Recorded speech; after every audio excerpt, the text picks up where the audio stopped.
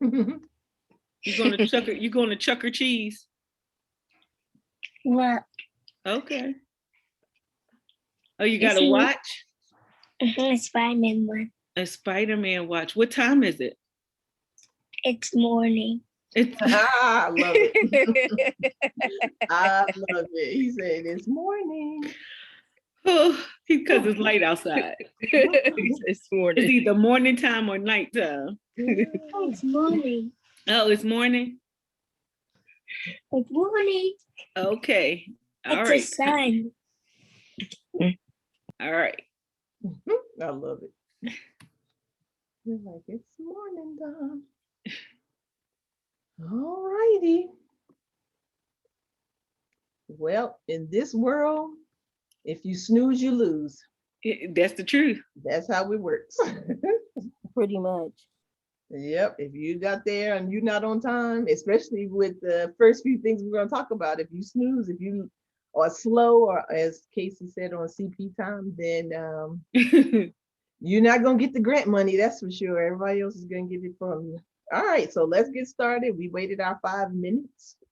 So this is Girl Get Your Business Funded. So today we're going to talk about 8 ways to access other people's money so you can start or grow your business. So we know we're used to using our own personal money, which is fine. There's nothing wrong with that, but that's not the long game. That's not the long-term strategy.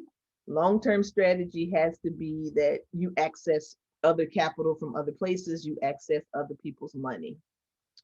So let's talk about how we can get the money. So growing a business is so similar. I like gardening, and growing a business is very similar to growing a garden. So you're going to put some seeds down. You're going to put, again, your money in, and then you're going to get money out of it. But then you need additional things to go along with your money. So these 8 things that I'm going to talk to you about that you can get to go along with your money.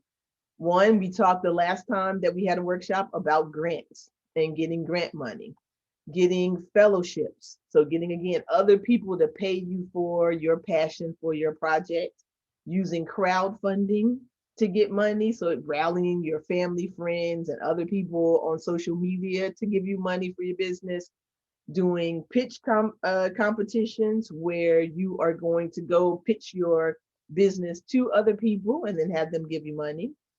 Those are the 4 free ways. And then we have 4 ways where this is money you can access, but it's money, of course, that you're going to have to pay back.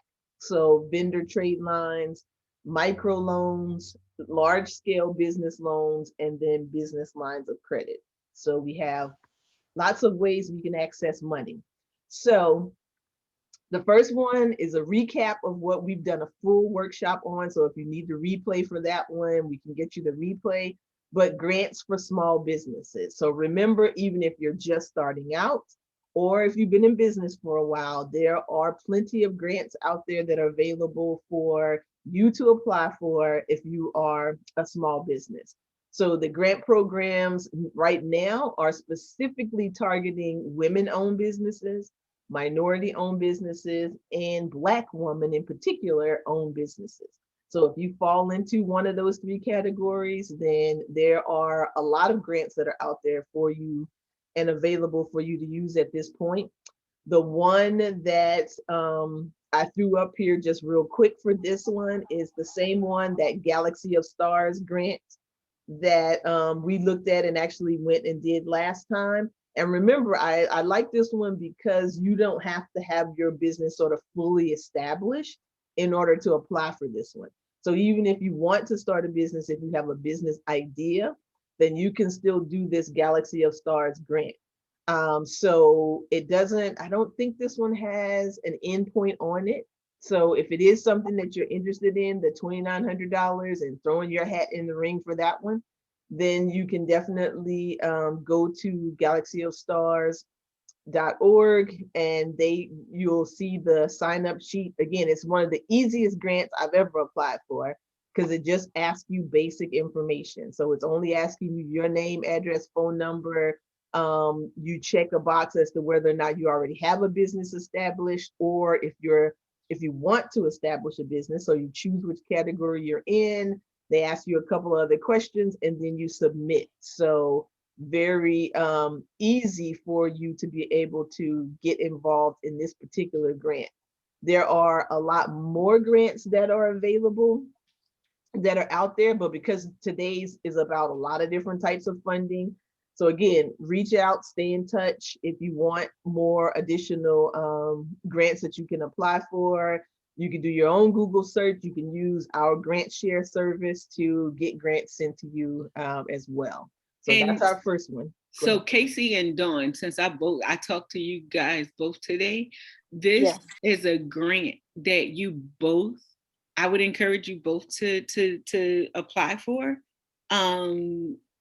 all around our conversations today. So it doesn't require the business being set up yet. No. So like if you didn't do it last time, do it this time. Yes. And Okay, there I did it are, last time. you did it last time? Yes. Okay. Did And, too. and there are more of them that's coming out that are similar to this for, you know, for the startup person or the person who doesn't have it completely established yet. All right. So the next one is fellowships. So this is one where you don't hear a lot of people talk about it as a source of money for businesses, but it's actually a great source of money. And what it is you, a lot of times you hear about fellowships and you think of it as being connected to colleges and that you can get a fellowship to do a certain type of a degree program or to go to a certain university. But these are fellowships where it's a stipend that's paid, that you are paid as the entrepreneur to develop a project that you have or to start and grow a business. So let's say you have a passion for doing something in your community and you want to help your community in some kind of way. I know Dawn is on, so let's say it's you have a passion for helping your community get more exercise. Then if you've developed a project around that, there are foundations that will pay you money. They choose a certain number of people every year to give them money to be able to start that project, because if you can pitch it to them and help them to see how important it is, then they'll pay you to be able to start that project. So an example, I gave you 4 examples in here, and these are all currently running fellowships. The Future Founders Fellowship, it's a great one for new entrepreneurs because that's who they want. They want people who are just getting started up and you need some funding for whatever your entrepreneurial idea is, and they're gonna, you know, pay you a stipend for the year to be a part of it. The second one, OSI Fellowship, is actually one that I received myself years ago. And it is a fellowship, it's local to Baltimore, or to, you know, the Maryland area.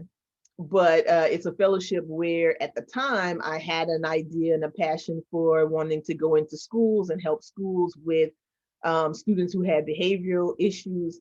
And so, you know, I wrote up the application for the fellowship, got the fellowship, and they paid me a salary for, at that time, it was, I think, like 18 months that we got paid to just focus on doing and developing our projects. And so there were like 15 of us who all got the fellowship. We all worked on our individual projects, and then they supported us as we went along.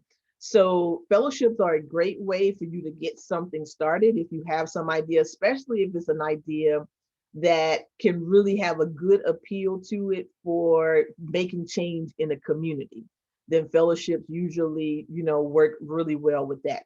There's a Global Good Fund Fellowship, which is the same type of thing. If you have some idea that you feel like is really going to change people's lives, then that's another one. And then the last one that I put was the Camelback Ventures Fellowship. So all of these, like I said, I know OSI opens up in the spring, so it'll come open probably around April. So they should be gearing up for it now. The Future Founders, I believe, is already open, and Global Good is already open. So again, go check them out, read through what their requirements are, and then see if what you're passionate about fits what they're looking for. Because if it does, then again, it never hurts to throw your hat into the ring and for you to see if you can actually get a fellowship and get somebody else again to pay you a salary. I just had a coaching conversation with someone earlier today about that very thing. If you're trying to move from a 9-to-5 job over to just being an entrepreneur, a fellowship is a great gateway for you to be able to do that. So the next one is crowdfunding. So we all know GoFundMe. We've all put some money into a GoFundMe for somebody. And the beauty of some of these crowdfunding platforms is that they don't really care what you're trying to raise funds for. So it doesn't necessarily have to be a business for some of these. So again, you're getting paid through matching funds for other people, you know, for your family, friends, people on social media to donate money to you. And then some of these will actually match what it is that you get donated. So last time we talked about GoFundMe, and GoFundMe having a matching program going on right now through a grant, but you can run a GoFundMe at any time. So if you've ran one before, you can always run again. And, you know, people have run GoFundMes from everything from, you know, funeral services and, you know, I want to take this trip and help me get to, you know, buy the tickets and that kind of thing, all the way to people doing them for full-fledged businesses and for you getting started with your idea and those kinds of things. So I know that Wendy told me that Casey, you guys had a conversation earlier about your idea for the mobile piece when it comes to the beauty industry.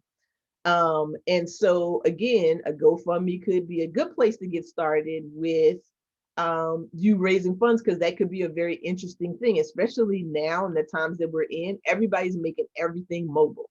Everybody is either bringing something to you in some way, shape, or form. So it's a good time to, you know, start those kinds of projects because people can really rally around you with them.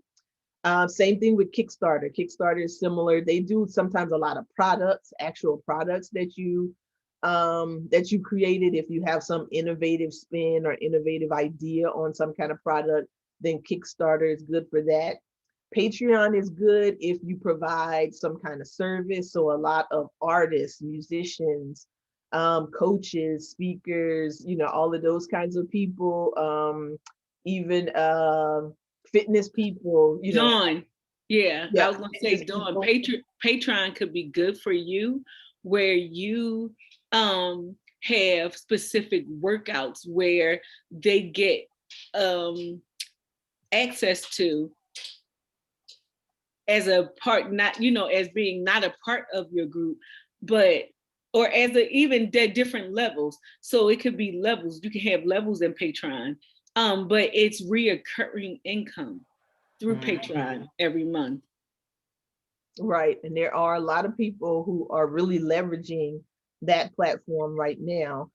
And people are paying. And sometimes you think about it and it may be small amounts. And you think of, oh, it's, you know, $5 here, or, you know, it's $10 there. But when you get enough people who are doing that, then it really adds up and it really makes a big difference, particularly if they really enjoy what it is that you do or enjoy the service that you provide. The fourth one is Start Some Good. So again, another crowdfunding. They're all about, if you're doing something community-wise that's going to have an impact on people's lives, then they, again, will help you leverage, and they do a lot of marketing with you to kind of help you leverage and gather people around whatever it is that your passion is or your idea is. And then the last one is Fundly. So again, another larger crowdfunding platform that you can use too, and you can use all of these. So that's the thing with crowdfunding, is you can do a GoFundMe, you can do a Kickstarter, you can have something on Patreon, you can have something on Start Some Good. So you don't necessarily have to choose one, but you could use all 5 of them. And there are plenty more. They're becoming more and more popular now, to where there's different versions, but these are probably the 5 that are easiest to get started with. So they don't, so some of the crowdfunding spaces, they actually charge you a monthly fee to be a part of it. Some of them, if you get funded, the people who are doing the funding or the investing want equity in your company. So there's all kinds of different versions, But these 5 are the 5 easiest ways for you to get started with getting other people to buy into your business and to provide you money to run your business. All right, now I'm stuck. There we go. So pitch competitions, that's another way. A good former colleague of mine and good friend, Takia, leverages pitch competitions all the time for her beauty business. And there are a lot of pitch competitions out there if you're in the beauty industry. And so basically it's just a contest for entrepreneurs where you present your business concept or you pitch your business to a panel of people. And a lot of times now they're doing it via video. So you do a video pitch and then you submit that video pitch, and then you have an opportunity to win a cash prize or an investment into your business. So there are a couple that are going on now. The Arch Grants Global Startup Competition, it's a pitch, and I believe it is in the fashion and beauty industry. For Founders Live, theirs is interesting because they are happy hour pitches. So they get people together who have money, who want to support different businesses. They get together doing a happy hour kind of a structure. You can sign up to pitch your business to these people. You pitch it, and if they like it, then they provide you money to go forth and to grow your business. So that's one. Startup Fuel is actually a source that you can use if doing pitch competitions is your thing. Then Startup Fuel is a source that you can use because they keep a running tab of like all the pitch competitions that are out there that are coming up. So you can always go to them to see kind of what the latest competitions are. There's a lot of pitch competitions also in the tech industry. So if you have anything technology related, then that's a good space to start looking in if you have some kind of tool or invention or that kind of thing. So those are our 4 ways to use other people's money that have to do with not having to pay money back. So in all 4 of those ways, you can get money. And the thing I want to always impress upon people with this is that you can't just do like one pitch competition and then think that's it and that that you're done. You can't just do one fellowship and think that you're done. I mean, I've applied for several fellowships. I've had 2 in my lifetime. I've gotten turned down for 2 or 3. So, and there was some where I really thought, oh, this is it. I'm really going to get this one. And then I didn't get it. So you can't just do any of these things. Same thing for grants. I've been able to get over the years millions of dollars in grants, but I've also applied for hundreds of grants. So it's not like I've just, did 1 or 2 and then I got it and it was over. So you really have to be in on this, for the long haul. You have to have a strategy, basically. And so with all of these things, you got to decide, like pitching and doing pitch competitions, it's not my jam. It's not my thing to do the high pressure. You're in front of people, they're grilling you, because pitch competitions are sort of like Shark Tank. That's when you're pitching a business. So it's kind of like that. So that's not my thing. But the grants and fellowships portion of this is my thing. And so that's something that I look into and I stay up on often. So you've got to figure out, you can try to do all of these things, but you got to remember you're only one person. So I would say to go through and see which thing kind of resonates with you, which thing really sounds like it would fit you and your personality, and then really go into 1 or 2 of these areas. So you don't necessarily have to do all of them. So now for the next 4 that we're going to talk about, these are all 4 ways that you can use other people's money to start or grow your business, but you're also going to have to pay the money back, of course. So this is, to me, I always think of as the next level of funding, where you have everything set up already. You're in your business, you're making some money with your business. You've found ways to monetize it, so you know that you have revenue that's coming in. And now you want to be able to leverage other people's money in the form of credit to be able to grow and scale your business. So the first one is vendor trade lines. So all of us, as we're operating our businesses, we often need supplies, we need products, we need equipment, we need all of those things in order to operate our businesses. So at the very basic level of this, you can get credit accounts with product vendors, and such as office supply companies, equipment companies, it could be beauty companies. So what you do is you apply to have a credit account with these companies so that you can then make your purchases, not have to pay for it for either net 30, sometimes net 60 days, that you can have to be able to pay that money back. So basic vendors that you can get started with that are really super easy. So I put 4 on here that are super easy. And when you start this process, it really is starting the process of building your business's credit. So one of the things, if you don't have, now you can get items from vendors. We buy things all the time from vendors where you're using your personal resources and your personal credit as opposed to your business credit. You can definitely do that. Some vendor accounts, in order for you to get wholesale prices and to get discount prices, then they're going to want you to have like a business name. Some of them actually want to see if you have a business license, if you are registered with the state, that kind of thing, because they only want to give those discounts to businesses that are set up legitimately. Other vendors might not care as much about that. They're just going to say, what's the name of your business? You type in a name and then they'll say, okay, I'll set you up a vendor account. And then you can go ahead and start buying your products. So you really have to sort of figure out what vendor you want to do business with, what their requirements are, and then follow whatever those requirements are. Well, I was going to say the thing with these 4 is that they are fairly easy to get. You do have to have a legitimate business name. And I know this may be jumping so ahead, but when using Uline or Quill or Granger or Crown Office Supplies, just for basic stuff, you want to build your business credit. You want to spend at least $50, and you want to pay it, even though the terms are net 30 days for, I know the first 3, I'm not sure of what Crown Office terms are, but you want to pay it. You said it's what? It's the same. Okay, so they're all net 30 days. So net 30 means net 30 days, the days that you have to pay it back after delivery. But what you want to do with these to build business credit and have an experience is to order and then pay.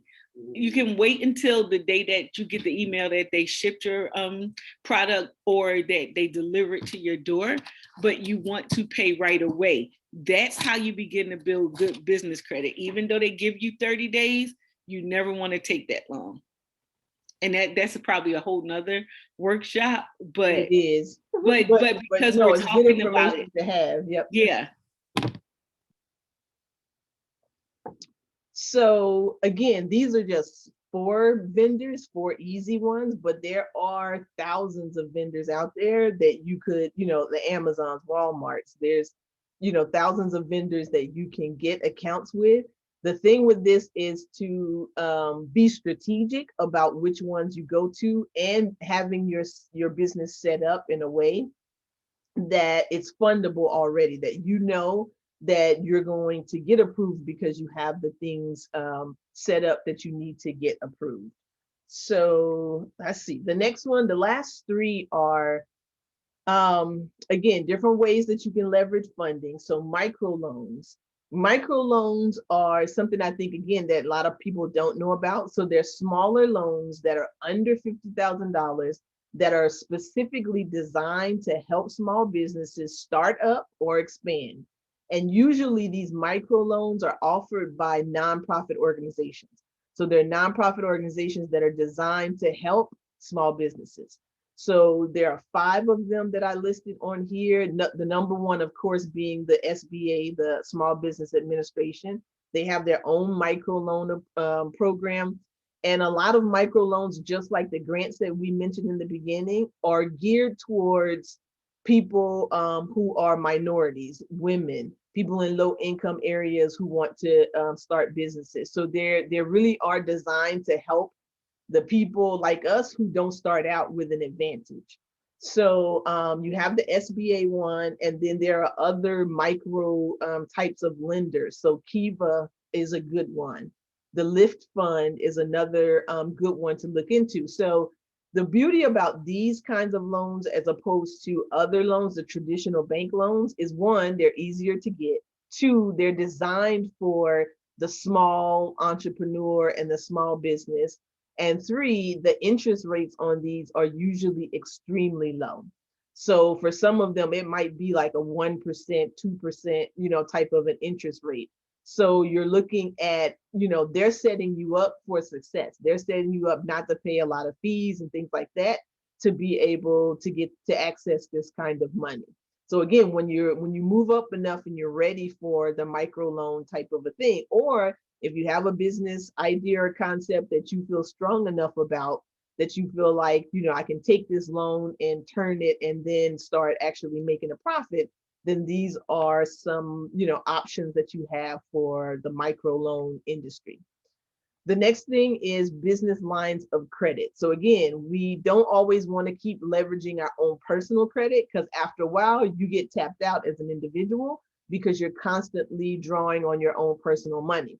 So developing and accessing business credit cards and merchant cash advances, if you have the type of business where you're doing a lot of credit card business, they're doing a lot of, constant purchases from you, then those are two that you can access.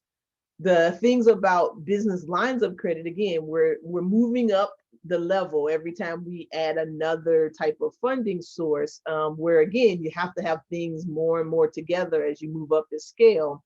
With the business lines of credit, you got to make sure that it's a long-term strategy. So it's one of those, it's the long game. It's not really the short game when you're doing business line of credit. You're in the business, you're going to stay in the business.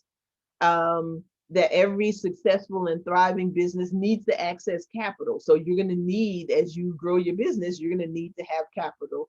And that building your business credit is a process and that it takes time. So just like Wendy said earlier, you want to set the foundation for yourself early. So when you get to this point of needing and wanting business lines of credit, you're already set up and in a position where you're going to be, approved, and you're going to be able to get access to those lines of credit. And then the last one, of course, is the really large scale loans. So larger amounts of money that you want because you're, want to grow or scale your business, buy equipment, buy real estate, do all of those kinds of things. So you always have the SBA, the Small Business Administration, that can help you get access to that. We have partners, we have funding partners that we have used personally. So that's Good Karma funding partners, y'all. Right, Good Karma funding partners can help you get access to business loans as well as business lines of credit. But again, you got to make sure that you have those things set up. Then you have, of course, have the traditional banks, the PNCs, the Wells Fargos, all of those, which require even more types of paperwork and things like that from you. And then you have several types of alternative funders. So sometimes you just have investors and people, they call them angel investors or venture capitalists who will, invest in different people's businesses as well. So when you think of business loans, and here's one, I don't know if we have anybody that's set up, to this level, but like right now is a great time for business loans. And I, in the past was not a big fan of loans and things like that, but in the era of COVID, the government has given and put a lot of money in place for small businesses, for even solo entrepreneurs to be able to access money to help you with your business. And so right now, of course, they have the PPP loans, the Paycheck Protection loans. And even now in like this last 2 weeks, they have have changed the rules for that paycheck protection loan that you can be an independent contractor or a solopreneur and apply for a PPP loan because you lost income, you lost, some of your revenue, even if your business, again, is not established in that sense, because you can do it as a solopreneur. So you can do it as an independent contractor even. So they are really pushing hard to get smaller businesses and individual entrepreneurs to access this money. So Dawn, Again, they're just begging you to kind of take it. So you so can Dawn- definitely explore whether or not, and it doesn't hurt to explore whether or not you could be eligible for it. So I was going to say, Dawn, with your business and the conversation we had today, you may want to schedule a session with Dr. Tanya and see what you need. See, yeah. So yeah, I just see Dawn said she got a girl charging 15% to apply for her. And your opinion, is that a reasonable amount? I wouldn't. So there are rules around it. Yeah. So the SBA does allow different vendors and different, funding places to charge you, because you do have to think about the fact that if they're going through, so for example, when I just did ours for the second round, for our second PPP loan, the first one was easy. It took me like a day of messing with numbers and paperwork and that kind of stuff. But this second one, because there was more involved, then it was like a 3-4 day process between myself, our bookkeeper, and our accountant to get everything together in order to be able to qualify for it and to get the money. So when you have someone helping you, then I can say that yes, you should be paying them something for it, because most people probably aren't going to do it for free. 15%, and there is a cap, I want to say, and I'm going to have to look it up for you, Dawn, to see, but there is a legal cap that the SBA has said that people who are assisting you. You can just stop. Dawn said, no, I don't know her. I'll be reaching out to Dr. Tanya. So yes, I mean, and Dana said, hold on, Dana. Hey, Dana. Dana says, can you apply for the PP loan if your business just started out? Yes, ma'am. Dawn says straight up, she ain't fooling. So yes, as long as when you say just started up, is it like just started up as in right now, Dana? Like what's the date? Because there is a date that they're saying you had to have been in business by a certain date to get it. So then y'all can come off of mute and talk. Yeah, that's fine. Oh, okay. I didn't want to be rude, but no, I don't know her. She was referred to me by somebody else that I really don't know too well either. Okay. So I know last year I had applied and that was the EIDL. My bad. I was going to say I only got 1,000. I was supposed to get the 10,000. But with this situation, I did notice that it seemed to be a lot more detailed than last year. And so I didn't go for that one because I didn't want to mess nothing up. Okay, well, and again, there are people who can help you with that piece. And if you got a portion of the EIDL last year, from my understanding, they have opened it up so that people who didn't get the full 10,000 can actually now go back and get whatever you didn't get or get a larger amount. So yes. Go ahead. No, I'm sorry. I was just going to say, yes, I did. I saw that and I was like, okay, I think they're supposed to make good on, so they only gave me $1,000. So they're supposed to give me the 9, right. And then for this year, I guess it's supposed to be, the full amount if you reapply or whatever. But yeah, they played me last year. So, and I think it was because last year was so much.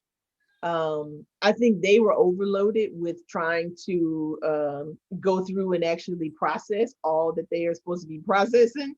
So yeah, I think it was like some people, if you got in early enough, it was good and you got it. And then as it went on, it just kind of trickled to a halt so that they could kind of get themselves together. So definitely, I would definitely look into both of those, because it may be resources that you're leaving on the table.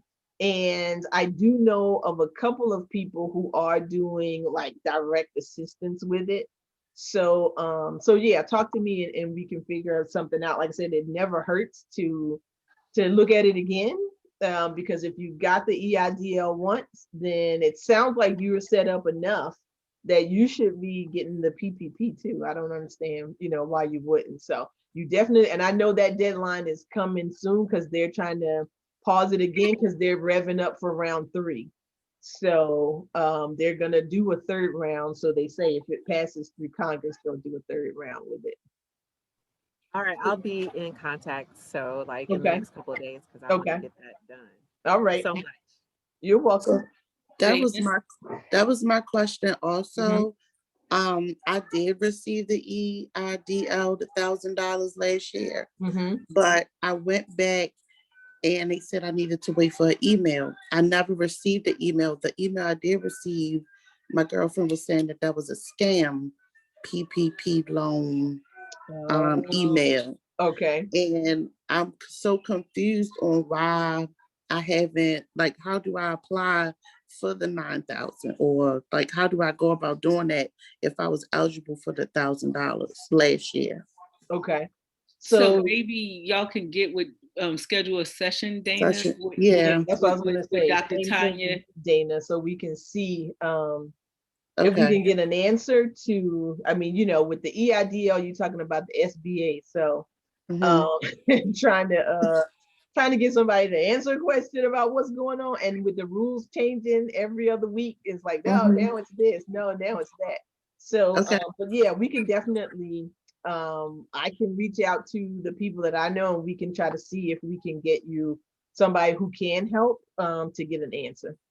Okay, thank you. You're welcome. So Dr. Tanya, Dana is Deja's cousin. Okay. She used to watch Blake. Yeah, I knew I recognized the name, but I was like, where do I know her from? Like, where do I know that name? Now I know. Okay. Yeah, and I'm struggling with this next business, but we'll talk about that one too. Okay. All right. Will do. Well, and we'll get a chance to talk a little bit here at the end about what everybody is doing, because I think we'll have enough time to kind of share a little bit about everybody's business. So those are the 8 that I have for you today. And so the next thing is, and I'm always a person who says, I can give you tons of information. I love teaching. I love helping people. But the big thing comes in what's your next step. So everybody's at a different place, kind of at a different level, having done, different things with their business. But the question is, what's your next best step? What's the next step, that you need to take in order to grow your business to where you want it to be, or to get that business started? So I have a few options for you for next steps that you can look into to kind of keep things moving for yourself. So that first option is, and again, this one doesn't cost anybody anything. You can join the Black Women Entrepreneurs Academy, our Facebook group, which we just launched. So Monday's the first, right, Wendy? So Monday we'll be making a lot of noise about it, but for right now it's open. And it's going to be the space where we're going to put the replays, where you can sort of reach out to me and reach out to Wendy in an ongoing space. So my goal for this year is to help at least 100 women entrepreneurs either start and or grow the business that they have. So if you already have one, then getting it set up in a legitimate way so you can access some of this money that's out here. Because again, it's not going to last forever. But right now, as Black women entrepreneurs, it's our time. We've never had a better time. And so I don't want, I was just talking to somebody the other day and they were saying, how you have an idea about something and you're like, oh, this is a great idea. And you sit on it and you sit on it and you sit on it. And then 5 years later, you see somebody else who's done it and you're like, oh, I had that idea 5 years ago. So we do that a lot with things where we sit on things and we wait and we wait. And then time passes us by. So my goal is to find 100 women who don't want to sit, who don't want to wait, who really want to take some action and get some stuff done, and to be a resource and a help for them to be able to do that and to get that done. So that's what the Black Women Entrepreneurs Academy is all about. It's a space for you to come and ask those questions, whatever it is. One of the things with us too is that, and I was just talking to my sister about this, is that when I started out as an entrepreneur, I didn't have an example. There wasn't anybody in my family that had a business of any kind. A lot of times, when I talked about all my great and wild business ideas, sometimes, my parents would be like, oh, is that really a safe thing to do? Or is that really going to work out? Well, what do you think about, So you don't always have a good example. You don't always have a place to go where you can just kind of share and ask questions, because there are no dumb questions. There are no crazy questions. None of that. It's like you need a space where you can just ask questions and get information. And so that's what my dream for the Academy is that it's a place where Black women can come, we can get honest information, honest answers about things, and we can help each other. We can lift each other up and help each other grow. So go there, join the Facebook group so you can stay in the loop. The second thing is, if you want a one-on-one with me to get clear about what to do next, then I'm more than happy to do that. And so there's my Calendly link up there, so you can just go to calendly.com/Dr. Tanya for a 30-minute session. We'll sit down really quickly, kind of assess what your situation is, and then I'll give you my best as to what I feel like the next best step for you would be. If you're into the grant thing and you decide that you really want to go after those grants, then you can sign up for GrantShare. And that is a service that we have where every week we send you grant alerts. So you get grant alerts from the system that tells you every time the system finds one, it sends it to you and says, hey, there's this grant that's out here. It gives you the link for where to go and how to apply. And then the last thing. Oh, hold on. Let's talk about GrantShare. We're going to pause for a second. Okay. GrantShare is like getting money at your fingertips, delivered right to your cell phone. It comes via text message, and there is an investment, and it's $49 for 6 months. So that's $8.61 a day. A month. A month. I'm sorry, $8.61 a month to get grants sent right to your fingertips, to get money sent to your hands. So I'm sorry, go ahead, Tanya. And then the last one, if you're at the level where you're like, oh, we want serious funding, we want, loans, we want lines of credit and that kind of thing, then you can go to Good Karma Funding. We can set up the information to get you pre-approved so we can see what we can get you approved for. And then we can start moving down that process. So can I say something about that too? Mm-hmm. Okay, so even if you are not at the place for pre-approval for funding yet, Good Karma Funding can help you get everything you need to be in place, right? So you can go there to see what you need to do to get fundable, to get your business fundable as well.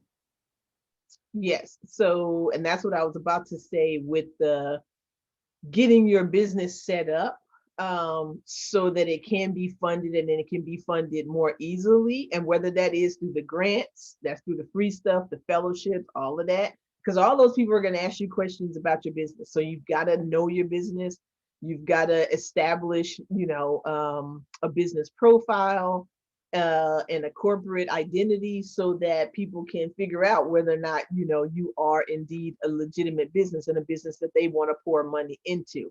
So we've been doing these workshops, kind of just getting everybody the information that they need.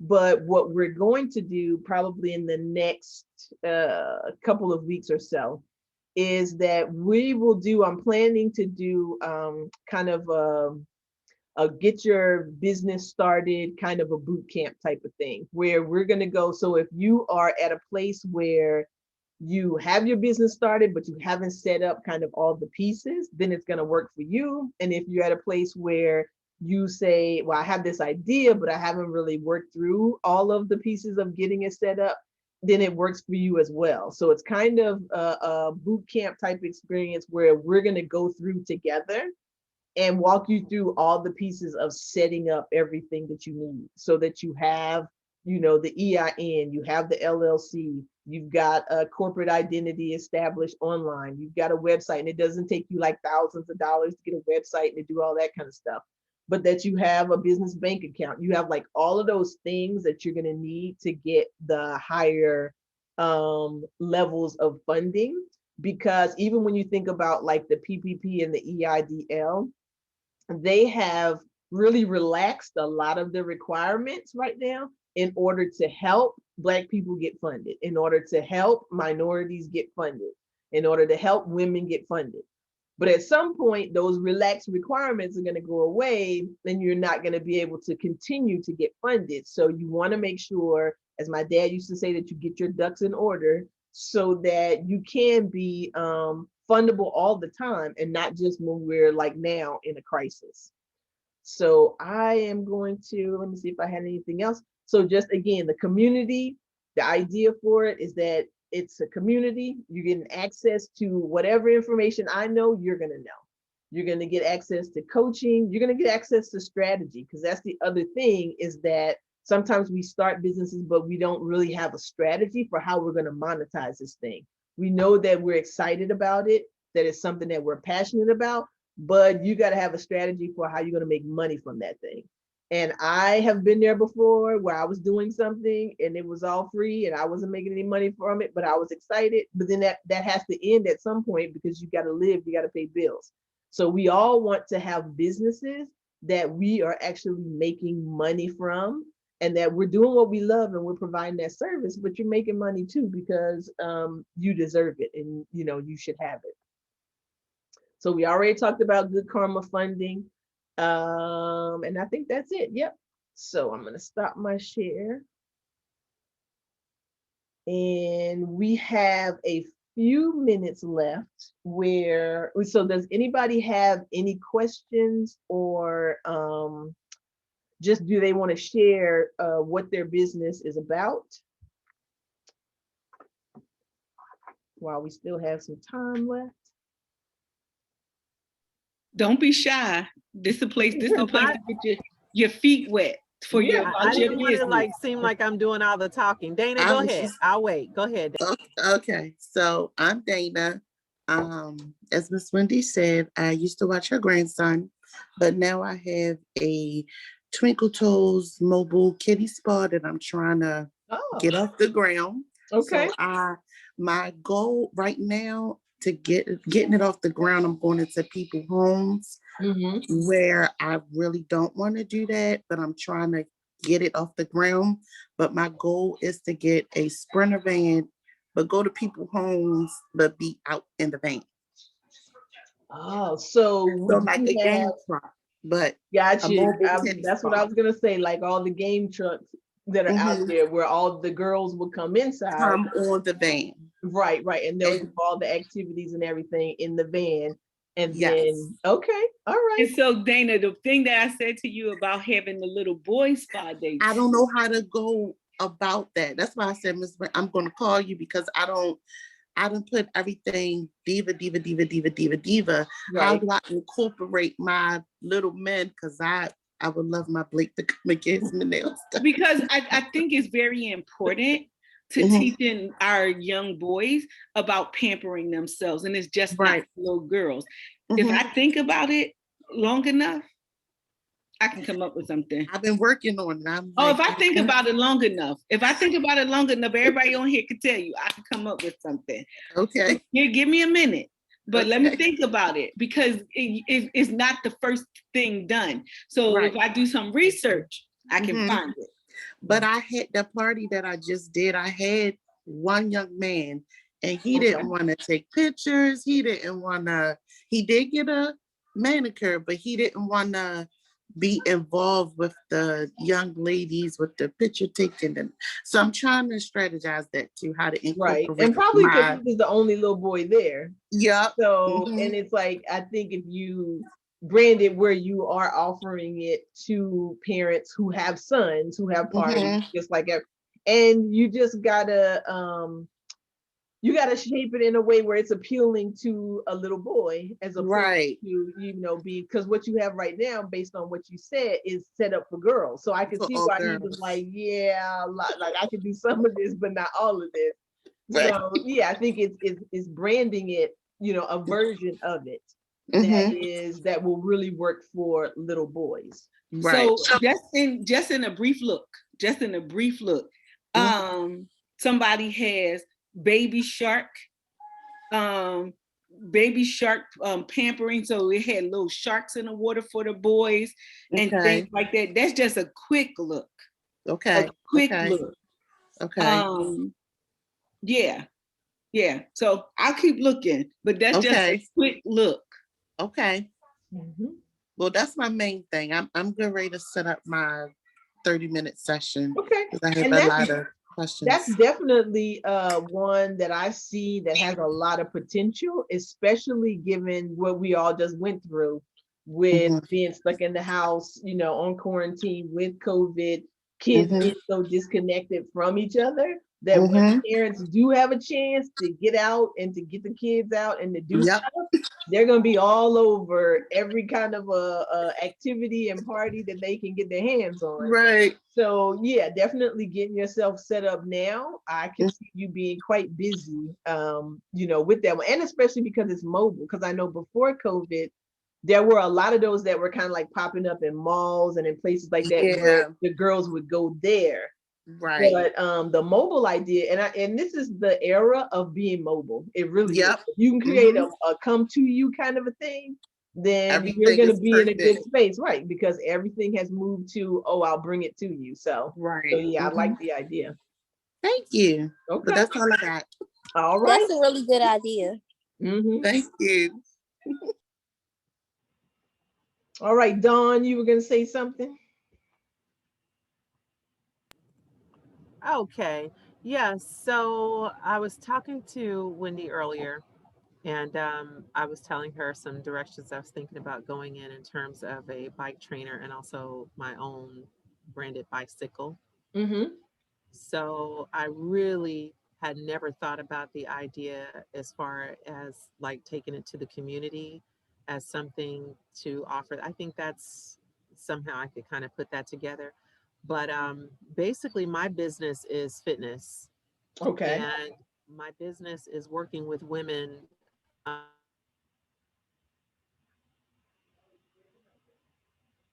Uh-oh, we lost you. Dawn, you breaking up. So I started this back in. You broke up some, sweetheart. Oh, can you hear me? Yeah, now we can. Oh, okay. I don't know what happened. I started this project back in June due to COVID kind of kicking me out of the gym. Oh, And I right. didn't want to undo my progress in terms of the gym. So I started just posting, and people, got motivated and wanted to be a part of it. So I didn't even intentionally set out to have this as a business. Um, However, those same women have been with me, and each month I managed to get, new clients involved and things like that. So I definitely need help with legitimizing the business in terms of getting incorporated, getting a business account, and things like that. Now, I do send out invoices, so it is separate. I also have a website established already where payments come through, so I have a way to track. Okay. But I don't have any real like system for bookkeeping. Like I said, I don't have a bank account established and that kind of thing yet. So I Mhm. definitely need help in legitimizing the business, establishing the business credit. I do have an EIN for it. Um, yeah, I did get the EIN, but I haven't moved to the next phase. So, I really just need some kind of direction Okay. on know, where to go, if the bike trainer thing is even a great idea. You know, and I really just want to kind of scale, you know, what I've been already working with since last year. Okay. Um, again, the fitness piece after what everybody's been through with this and being at home and eating all kinds of stuff, like fitness. I know a lot of, you know, personal trainers and people like that who have now at the beginning of this year, who have really just taken off, you know, all of that shut down. And, you know, if you were able to pivot and kind of do the online, the Zoom and virtual thing, you kept it going. But for a lot of people who didn't really want to do it that way, but they wanted to be more face to face, now that we've, you know, some of the restrictions have been relaxed, then people are doing really well with that because everybody's kind of looking, going, oh my gosh, you know, I was in the house for almost a year. I've gained all this weight or whatever. I've become really sedentary. And now I've got to, you know, really figure out how to do something with that. I like the bike idea because so much, we're so inundated with the different kinds of workout programs that, you know, everybody is doing, but I don't see a whole lot around biking, around, you know, the getting outside and biking and exercising that kind of way. So you definitely could have something with that, or even if you just combine, because I know you do some other things too.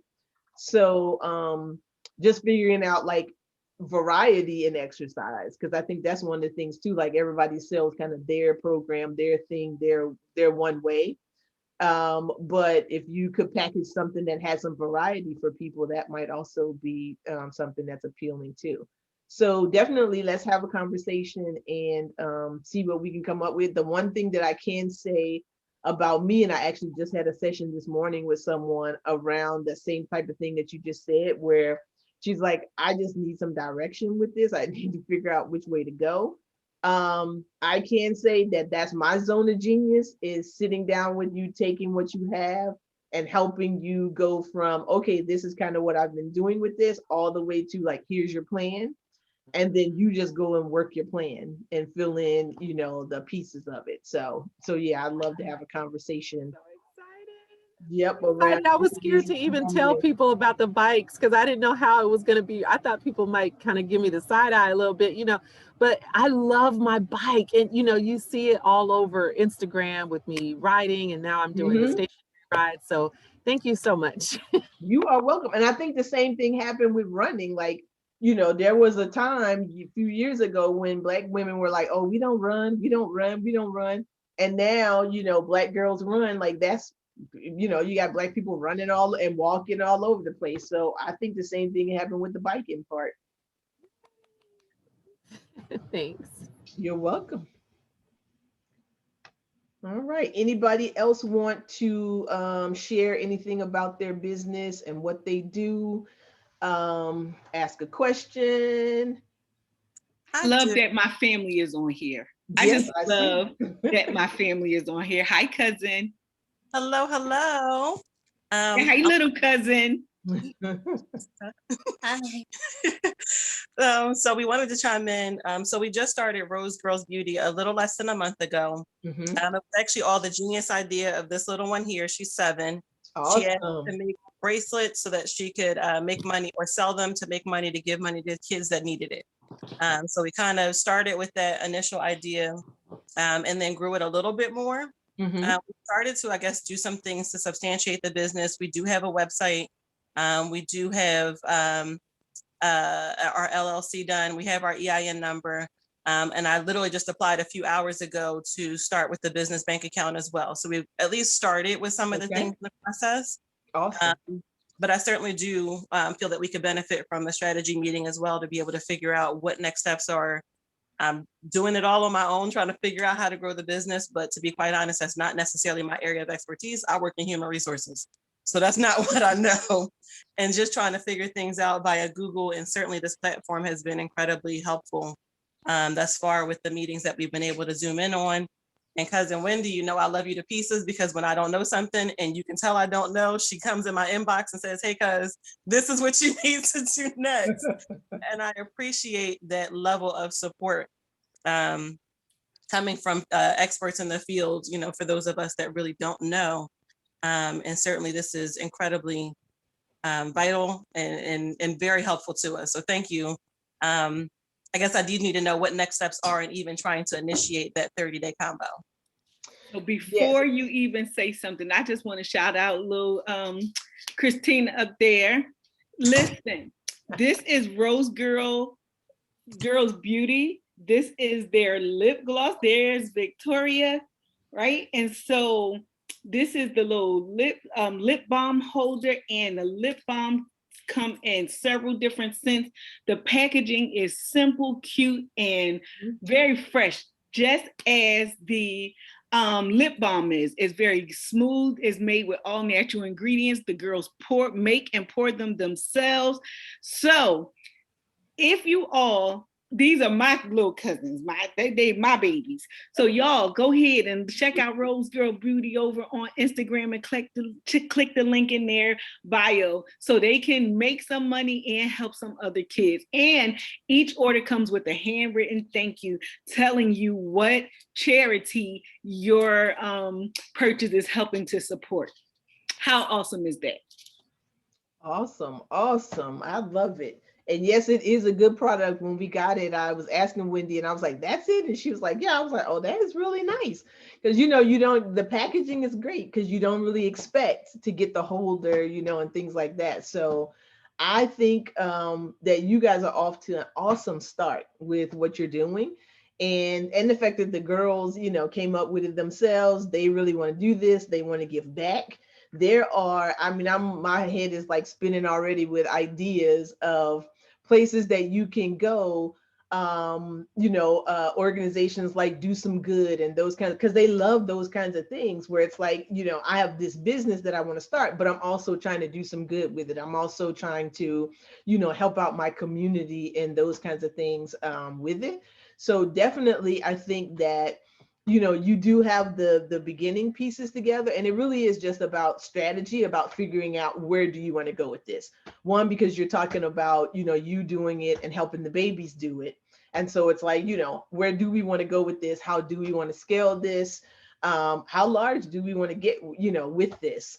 So kind of, giving yourself a strategy over the next year of how much, where do we want to go just in the next year with this? And as they grow, they can decide, sort of what they want to do next after that. But they kind of learn to be little entrepreneurs as they go along, which I think is awesome because as we said earlier, I'm not sure if you were on, but, I was talking about how when I started 20 years ago, I didn't have an example, I was just trying to sort of figure stuff out. And, looking to other people. So it's awesome that, they have you there, they have us here, they have people that are already doing it that can help guide them along the way. So you're talking about the next little Madam CJ Walkers, and that type of thing, because they've already started and they're so young. So yeah. So for anybody, there was a slide that I had back and we can drop it in the chat. Wendy, I think I can remember what it is, for how to do the 30-minute strategy session. So it is, it's calendly.com/Dr. Tanya /30-minute. I believe that's it. But we'll definitely send it out in the email too, so that everybody can get set up with their 30-minute strategy session. All right, so anybody else? We have Casey, Rosie, anybody else want to talk about what their business is or what your idea is, or ask a question, either one.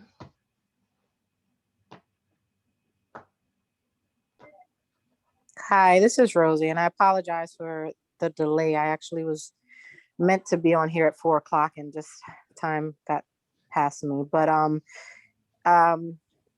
so we do have, it's not necessarily a business, it's actually a nonprofit organization. Mm-hmm. And we've been in existence since 2013.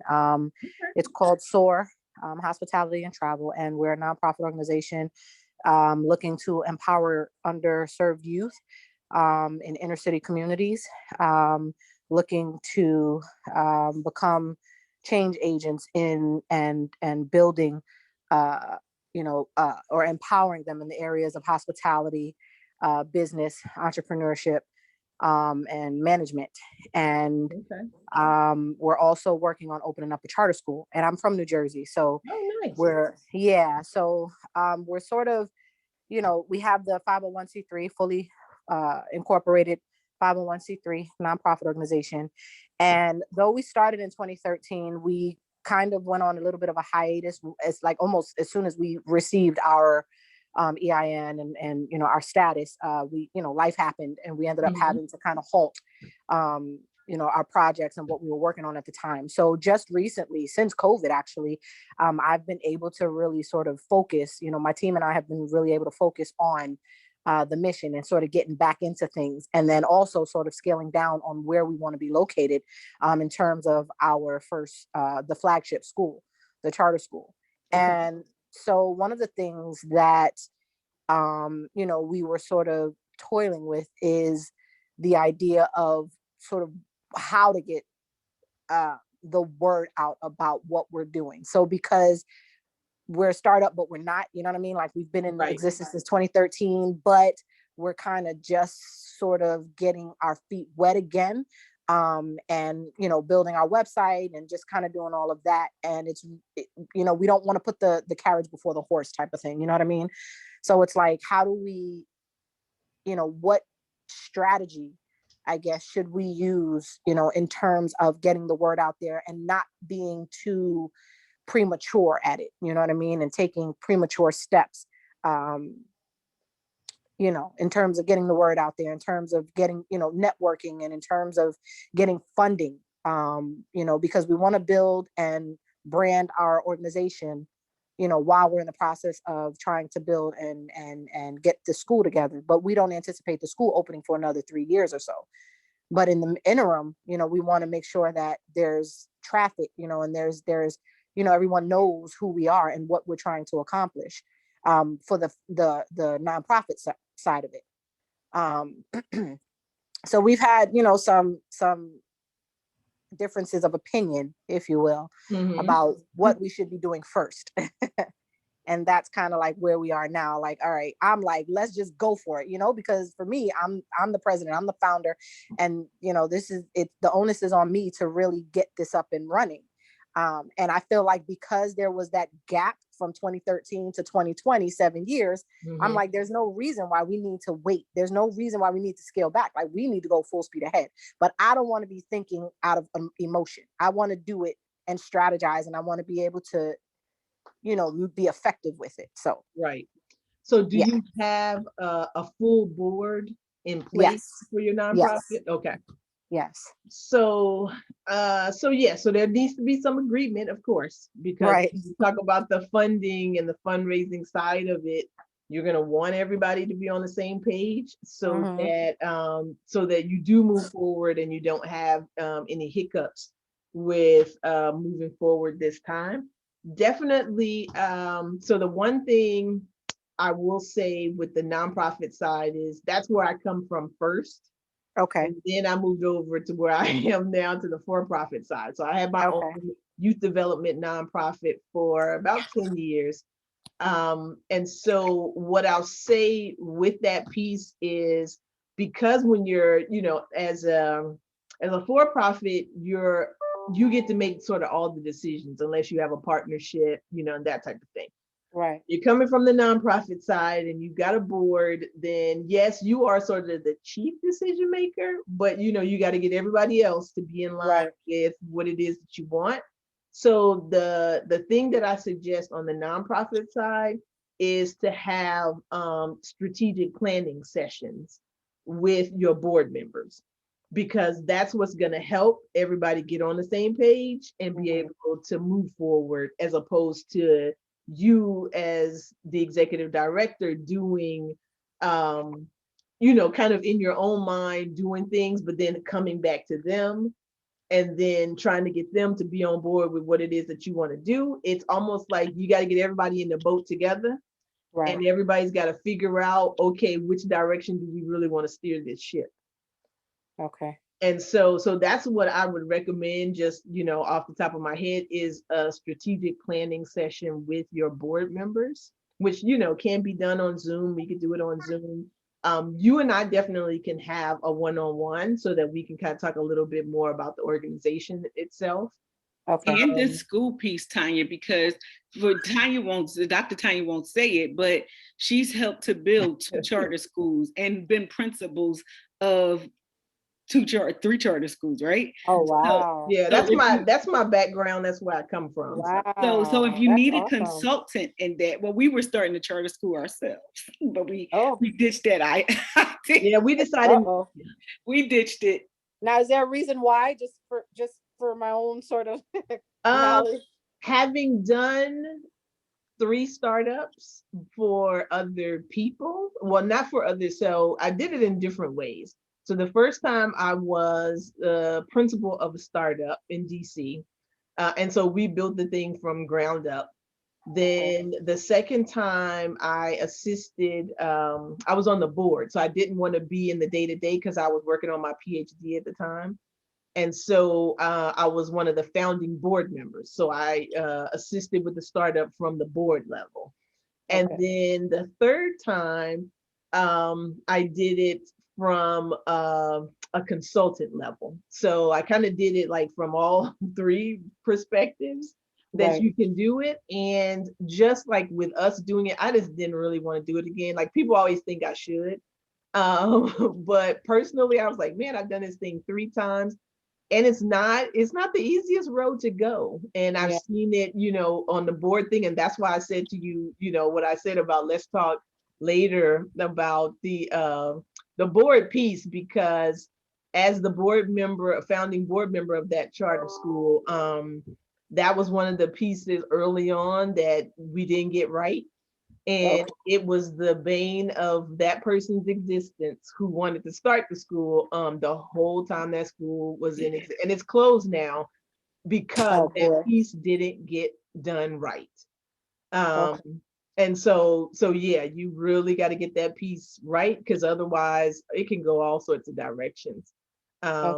So yeah, but definitely, I mean, I know a lot of charter school founders, and I know some great, schools that have come from it, some that didn't last.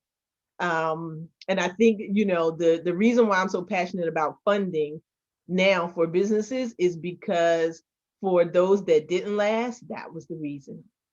Because they just weren't on the business side. They just weren't that good with it. And so it's like, it's a business. Like, yes, we love kids, but that's it's a multi-million-dollar business. Right. And so you really got to have people who can understand how to run it like a multi-million-dollar corporation, and still have that love and care for the kids, still do great things for the children. But you can't let the business side, fall by the way, because then that's when, you look up and you don't have the funding that you need, or you've misappropriated funds, or, all those things. Yeah. So, but I applaud you. I think we definitely need more of us who are starting schools for our children. Thank you so much. And I appreciate it. Do you have, I got your information late last night from my aunt. And so I wasn't even aware of these meetings. So I definitely, appreciate it, and we'll be more diligent to attend sooner. Absolutely. So yeah, connect with us. You're going to get the replay for this. So the part that you missed in the beginning was us talking about grants, us talking about fellowships and other types of funding that you can access that doesn't cost you anything. So you're using other people's funding. So definitely look at the replay and kind of see the things that you missed. We are developing a community. So that's going to be on Facebook first, because we're crafting out a larger website for it that should be done by like the middle of March. But the Black Women Entrepreneurs Academy. So join the Facebook group piece, because that's where you can reach me fairly quickly. And then go ahead and sign up for, to get on my calendar for that 30-minute strategy session. And then we can talk a little bit more. And like I said, I'm I'm well versed in the nonprofit world and in the charter school world, particular. So I can Excellent. definitely, be a resource to you. Rosie, Excellent. who's Thank your you. aunt? Who's your aunt, Rosie? Rosetta Hargett. Yes, she was on the Okay. first, the first workshop that we did. Yep. Okay. Okay. Yeah, she sent me. I was actually looking for her on here when I got on. Yeah, she had, insisted that I attend today, and she was like, you have to attend this. Like, it's absolutely amazing. And again, like I said, I just running around. I have a 6-month-old and a 5-year-old, and it's just nonstop all day, every day. But yeah, thank you so much. And I'll definitely look forward to getting the playback and all of the other additional information that I can reach out to you and make that appointment. Thank you. Absolutely, absolutely. All right. Well, anybody else? Casey, you sharing your business idea? Yes, I'm Okay. so shy. So hi, I'm Casey, and I'm in progress of making That's my niche, y'all. my own beauty business. So more of the story, I want a hair store that sell hair dye, earrings, nail supply, anything beauty. And then I also want to have suites that lash techs, barbers, hairstylists, teeth whitening people can rent out from me. And then one day I would like to have, like in 10 years, I'm praying, a galleria, whereas those Sephora rent from me, Spot Envy rent from me, just nothing but beauty. When you come in there, it's different hair stores, barber shops, and you can get your nails done. And then I would also like a bar in the back, whereas though people can rent events. And then like I want to do delivery within a 15 to 20 mile perimeter. And then I guess when the world open up, I would like to do, you know how different celebrities come to different states like DC, maybe New York, Philly, and they need MUAs, which is makeup people, nail techs, eyelash. I could book them all and send them out. Oh, so you want to be the person who is the kind of go-between. So you're connecting all of the people who are doing the hair and the nails with the people who want the service. Like the Yep. beauty broker. She could be Gotcha. the beauty broker. Yes, I like that. I like that. Okay, because that's definitely an industry I think that hasn't been tapped as much. With the No. person being that kind of in-between person who's everybody's trying to do it, but they're trying to do it on their own. But there could definitely be a market for you being the connector and connecting all those people together. So when you start out now, because I know you said that's when the world opens back up, starting out now, do you want to, at the beginning, did you say you wanted to do the mobile thing? So you wanted Yep, Aunt Wendy just brought that to my attention. So I'm trying to do the online thing first. So I'm in the process of looking at different vendors and seeing where I can get my supply from. But Aunt Wendy said that I should do like a mobile service, which is a good idea. So I'm gonna start looking into that, to do the online and mobile service, and then going forward with everything else. That was like amazing when she said that to me earlier.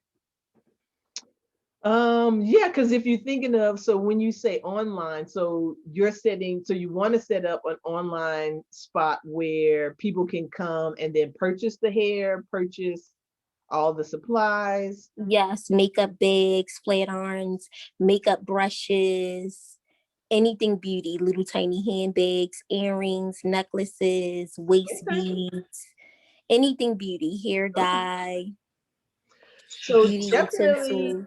the mobile beauty thing, a former colleague of mine and good friend of mine, she got her start, Takia got her start with doing she's a makeup artist. And so she started out with the mobile thing. It was Pretty Little Mobile, I think is what her van was called. She took an old van, pimped it out. And so she goes, before COVID, she was driving around basically and having her makeup appointments where they would come on the van and she would do their makeup and whatnot. So I like the idea of you supplying the supplies though. So again, like just like we talked about earlier with Dana, like the being mobile thing. is it's a huge industry right now because everybody wants to get stuff quick. Everybody wants, you know, you to bring things to them. So there definitely could be space for you to, you know, test something out just in the Baltimore area first of you, you know, advertising that you're mobile, that, you know, you can provide these types of products to people in a mobile kind of way. So yeah, it's definitely worth looking into because it puts a different spin on the beauty industry. So, okay. Yep. And then Wendy said earlier, so I was looking at Alibaba. I never ordered anything from there or know anybody, but she said that you ordered supply from there. How was it? Was it good? Was it?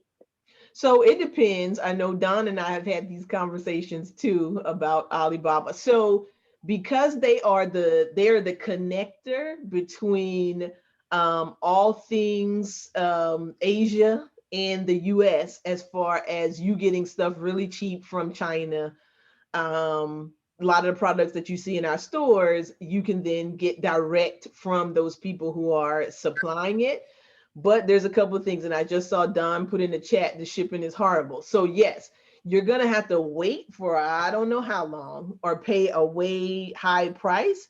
You gotta be careful. You can find some good stuff. I found good stuff on Alibaba, but you gotta, I wouldn't order large amounts first. Most of them you can negotiate and have them send you a sample of some sort. So I would get the sample first so that you can see the product, test the product, know what the product is like, before you end up spending a large amount of money to get a large quantity of it. Because some of it, I mean, you got to think about China. So you think about some of the stuff that we get, it's, again, poor quality stuff. You know how we've all ordered from like wish.com and you've gotten stuff and it's like, oh, it's supposed to be a sweater and it comes like this big or whatever, you know, so we've all gotten that kind of crazy stuff. So it's the same thing with some of the suppliers on Alibaba where, you know, sometimes the pictures aren't exactly to scale. And when you look at it and see one thing, and then when you get it, you're like, what's this little tiny version of something? So you just got to kind of play with it and test it out.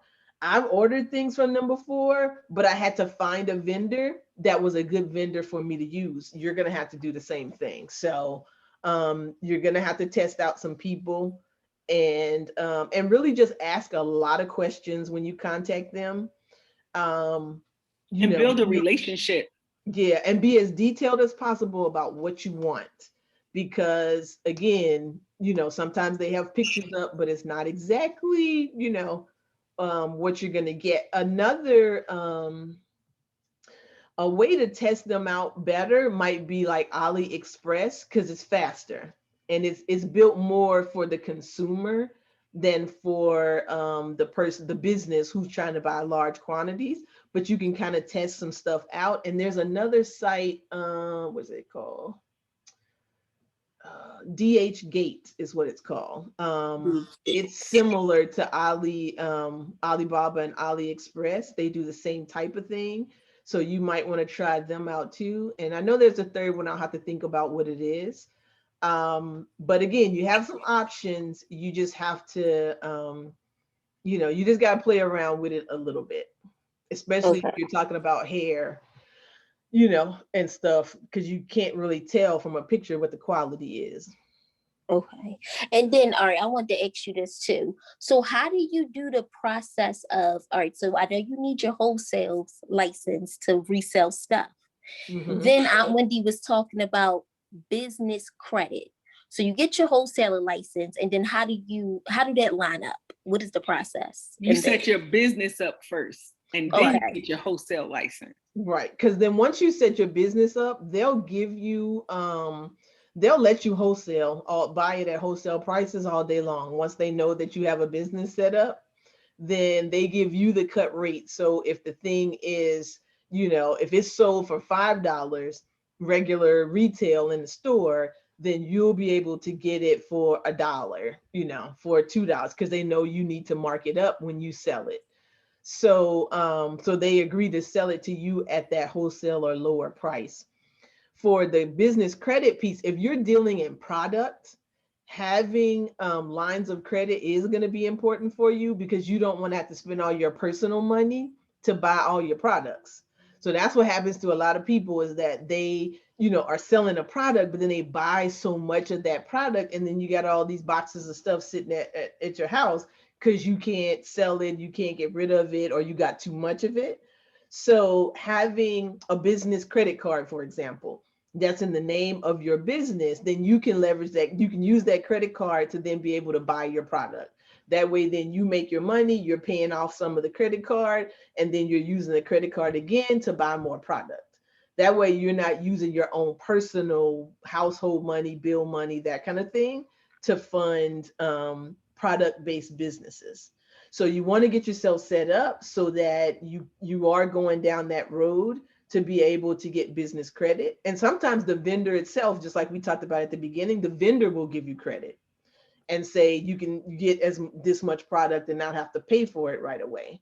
So you definitely want to, because you're dealing in product, you want to be able to go ahead and get your business set up so that you can move yourself towards getting business credit. And when you say business setup, you mean like your LLCs, wholesaler license, EIN number, and then what else do you need? So all of those things, getting your business bank account set up, getting what they call a corporate identity. So that means like having a business phone number, because when you start applying for business credit, they're going to check the same way they do like a background check and whatnot when you apply for personal credit. So, you know, they run all your stuff, right? When you apply for a personal credit, it's the same thing for your business. When you apply for business credit, then they're looking, they're like, does this business have a website? Does it have an online presence? Does it have a phone number? Is that phone number listed so that we can find it? Does it look like a real business? What's the business address? That's very important. So they're looking to see, you know, where are you located? Are you registered with the state? So do you have, you know, have you registered your business with the state? Do you have the EIN? So do you have like all of that kind of stuff? So that once they start pulling that information and checking that business, then they see, oh, all this stuff is there, it's in order. Okay, this is a credible business. So now we can think about giving this business money. Because if they can't really find that you are a credible business, then they're going to be like, okay, she could get my money and go off somewhere, and we would never be able to get our money back, kind of thing. So it's the same way. It's just like the flip side of personal credit. So you got to kind of get all that stuff together. And it starts with small things like the business name and the EIN. It's the same thing. That's the equivalent to your name and your social security number. So that's what they use to run, you know, the information about the business. But you got to have like a whole, and if you join the group, because I'm going to start giving out some checklists and stuff of things that you need to start getting. And like I said before, we're going to do like a business startup boot camp type thing where we're going to walk through together, everybody checking off this list and getting all this stuff together so that we make sure that by the time we're done, everybody's set up, everybody, you know, has all the pieces that they need to then move on to the next step. Dana has a question. Oh, Yeah, Casey, I'm sorry. sorry. Was you sorry? Oh, no, I was telling her that I only have my EIN because that was free. So I didn't get anything else that cost money. So right. And see, that's the piece you can plan for. So like once you get that complete list, then you can see, you know, okay, this is going to cost me $250. This is going to cost me this, and this. So, you know, okay, this is kind of going to be at a minimum, this is what I'm going to need to really start myself up. And then you keep moving from there. So yeah, you need, it's all about strategy. It's all about having like a path to follow so that you don't end up with like, oh, I got this one piece, like Casey said, but now I don't have this piece. I don't have that piece, you know, that type of thing. So we want to make sure you have all the pieces that you need.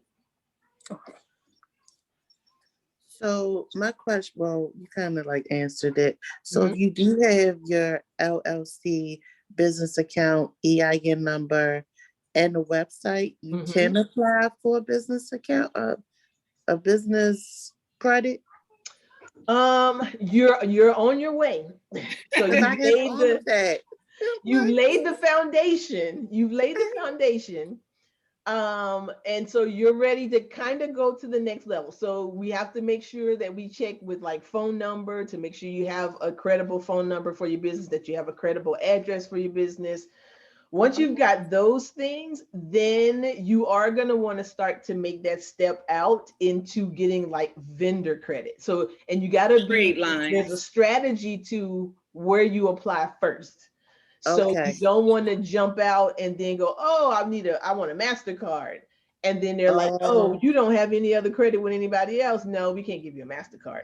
So it's Okay. like, so with business credit, it's a buildup that you do. Okay. So you start Okay. out with like simple, easy things that we know you can get. And even if it's something where you're like, I don't need a ton of office supplies, that's fine because you only got to buy a few. You know, it's like the Okay. basic stuff. So you start out with those simple office supply type accounts. You buy a few things from them because what you want is just like so you're building a credit report for your business basically. And so when you buy, then they report just like our personal credit people do. And so then they say, oh, Dana Johnson, she paid, bought this and paid for it. She paid for it on time. Then that's when your business now has a credit report. And they're like, oh, okay, she has this business, she's paying on time. And then they're like, oh, she bought this. And even if it's like $50, like Wendy said, she bought this $50 thing and she paid for it on time. And then it just keeps building. So there is a process where you can build it up, fairly quickly. Small, but with those okay. basic ones, So- and then you move up to the next level. So there's tiers to it. So in Okay. business credit, when you first start with building business credit, you start with trade lines, and Tanya talked about the 4 that you can start with the when you beginning. have all of the pieces like you do, Dana, already set. But they're called experiences. So, like with personal credit, they deal in months, right? Like 30 days. Intervals of time with personal credit. But with business credit, when I started building our business credit, you started out with having experiences. And so each time you purchase from one of those 4 trade line companies, vendors, right? Accounts, the first time you purchase from them and pay before time or on time. You always want to pay them before time. And Okay. you have to spend $50 or more for them to report. You can't spend $25 because it won't report. It reports at $50 for those 4 vendor accounts. And you need 6 experiences to go to the next level of the credit building. So say, for instance, if you order something from Uline, so say like for you, Uline have paper towels. So you order $50 worth of paper towel from Uline so you can have the wipe off stuff or hand sanitizer. And then you order and you pay for it, right? And then you order something from Quill. Toilet paper for your house. They don't care what it is. You can order toilet paper for your house. And then, because that's what I did. I ordered toilet paper for my house because this is where we run our business. So we paid for that, right? $50. And that's another, that's number 2, experience number 2. Number 3 would be somewhere else, or you can go to the same ones, but it looks better if you have experiences from each of them, right? From each 4, if you have experiences from 2 from one, and then 4, 1 from the other, 3. And so then you'll have your 6 experiences, and then that steps you up to the next level, and you build your credit report. And so with NAV, having a NAV account and all that, y'all find out about that when we do this course. But instead of having a credit number, so like with personal credit, you have 690, 750 or whatever. With business credit, you have a letter score, A, B, C, D. Do it go to E and F, Tanya? I don't recall. Yeah, it's like A, B, C, D, F kind of. It's almost like a report card kind of thing. And then you or have a number. paydex score, and then Yeah, you have a paydex number. Right. Okay. So there's some. So it sounds complicated, but it's not. But it's so like, fast. As long as you have the path to follow. And that's the piece with because again, we kind of figured it out here or there on our own. And then I was like, if somebody would just lay this path for people and say, step 1, step 2, that's the teacher in me. I'm like, just teach me how to do it in steps, and I'll go through and check off every box and get to where I need to get. And that's the thing, is like so many people won't teach it to you in steps. No, they don't. Again, that's what I want to do with this, is to give you the steps, to be like, step 1, do we all have these things? All right, now we're ready to move to step 2. Do you have this? Check these boxes off. Now move to step 3. And that way you don't encounter the blocks where it's the same thing with like personal credit. Nobody really teaches us how to build personal credit in steps. We just, you graduate, and then you get a job, and next thing you know, people sending you credit card things in the mail, and we get them and we spend. And nobody ever says like, okay, there's a certain way you need to do this to maintain it. You don't need to max out every credit card, because that tanks your your credit score. Nobody ever really says that. They're just like, well, get the money and then you should pay it back. But it's like, no, you shouldn't spend 70-80% of your limit on there with personal credit. So that's the kind of thing is where we're going to, and I'm doing this intentionally, like a little bit and a little bit and a little bit, because I don't want people to get overwhelmed. But that's the direction that we're going with it, because regardless of what kind of business we have, we all need to build that business credit profile so we can access funds outside of our own personal funds if you're going to keep the business long term. And so that's the direction that we're going with. So stick with us, because that's the direction that we're going with it. But when we talk one-on-one, we can talk about that piece too.